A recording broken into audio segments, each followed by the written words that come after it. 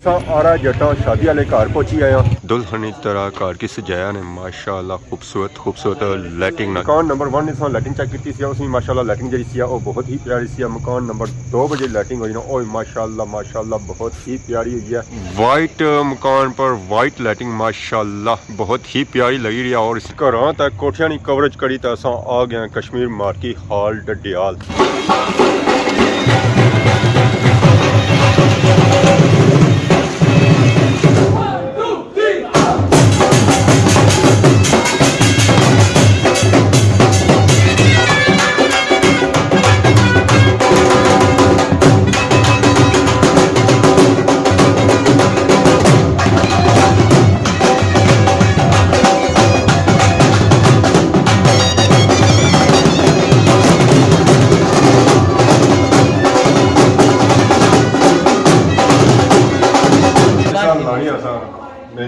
Ayah, balai kedu gila libar, ya sudah.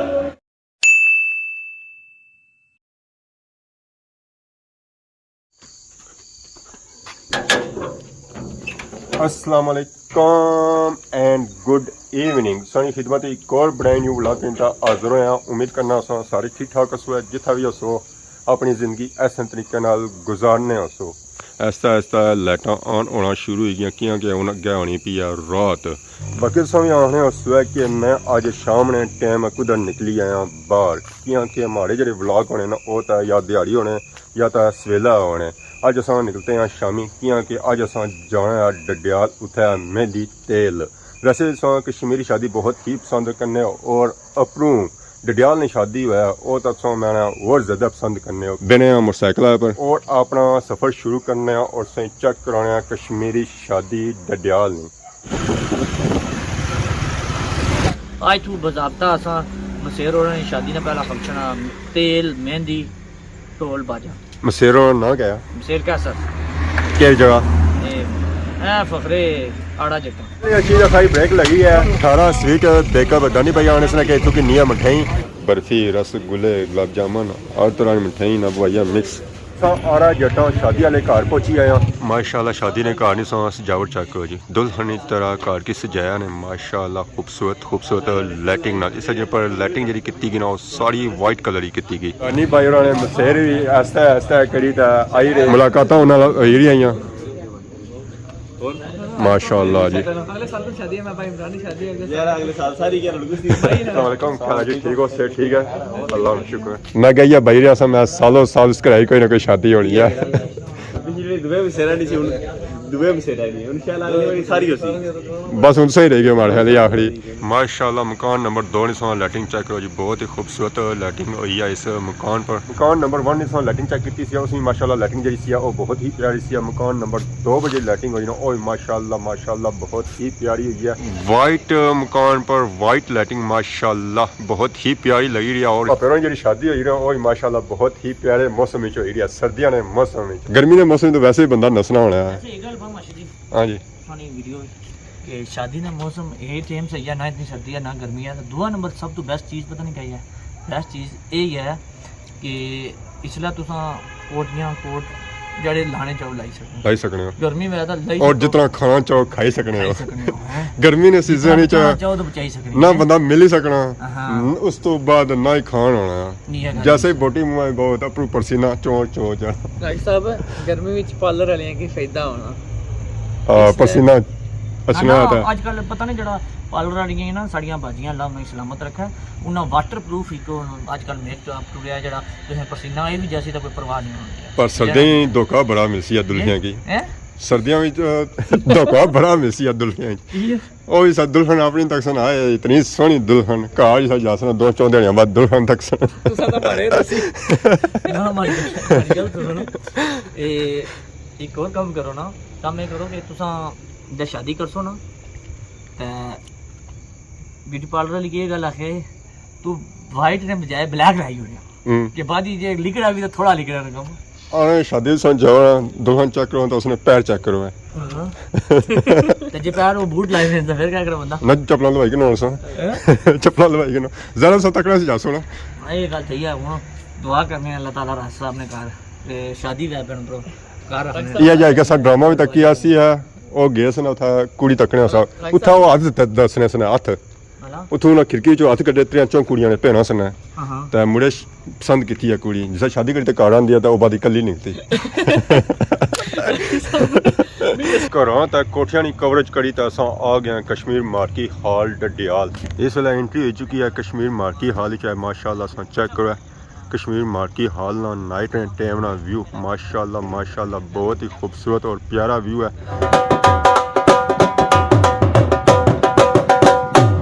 शादी हो जासी है हुन हो जासी है। मास्टर राशिद साहब फ्रॉम कश्मीरी है नी ना फ्रॉम खैरी बाला इन्हां दी शादी कोनी खादमाबाद टोटल मारने ते इन्हां दे दुआ करनी है इन्हां शादी वाला वो एडवांस बुक हो गया अकाउंट दई उड़े बात कर सा जा अपनी को नहीं होनी भी है सब पता लगा नहीं होनी भी फिर अपने सही मारो सीट रखी है बट्टा जट रखी है कुछ बस और इन्हां के कुड़ी साथ पसंद कराने हैं कब्रिस्तान भापे नो सारा वेलकम किया है गेडा कश्मीर मार्की हाल ने एंट्री पॉइंट पर हुन सारी एंट्री हो चुकी है हाल ने अंदर माशाल्लाह हाल तो बहुत ही खूबसूरत है ये बड़े मसेर सारे लगे छे इन्हां दी जेडी मुलाकातां होनियां सारियां ओ शादियां पर ही होनियां मुबारक से मुझे जीती को बड़े मसेरा मिलो वालेकुम पापा जी क्या हाल है ठीक हो से ठीक है मुबारक होन यार मुबारक साला डेढ़ बाद सा मुलाकात होनी ना शादी पे होनी है और कुदरा होनी भी होनी है नहीं जरा बाजारा चुई सी ओ शादी बनी आए हो ना शादी बने ओ शॉपिंग करी रहे हो तुसा बड़े मसेर क्या हाल है जी ठीक हो से ठीक है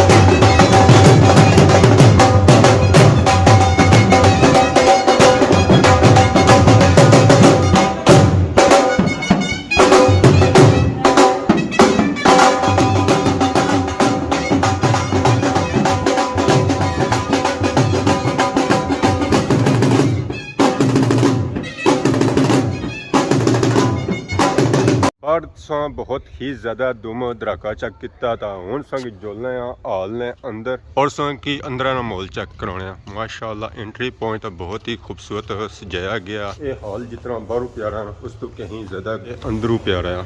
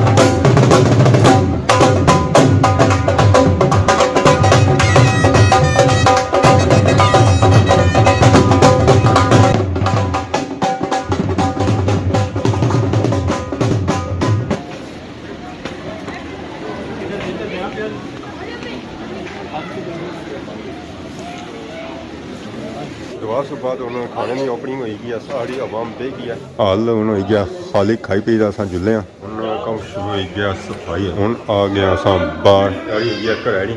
फिर होनी स्पेटा लगी हुई